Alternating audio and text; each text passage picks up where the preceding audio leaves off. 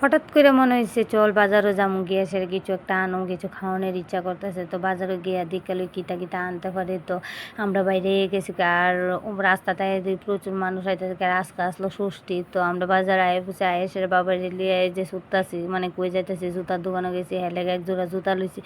তারপরে অনেক জুতা দিকে সেরে যাচ্ছে, চপ্পল নিলাম এক জোড়া। তারপরে এদিকে জুতা কেনা শেষ, তারপরে গেলাম লাইটের দোকানও।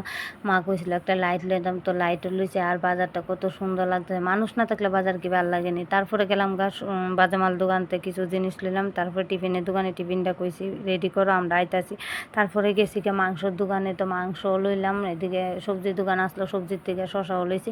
আইসে তাদের কইছি টিফিনটা প্যাক করে দিলাম, বাইর গিয়া খামু। তো এদিকে আমরা স্কুটিরে না আয়া দিয়ে স্কুটি চাবি হারাই লিছি। তারপরে বাইরে ফোন করছি তাড়াতাড়ি সেই চাবিটা লইয়া তারপরে বাড়িতে আইছি। এই যে কত কিছু আনছি, বিরিয়ানির লেগে চাল আনছি, তারপরে বিরিয়ানিটা বানাইও লাইছে মা, এই দেখো।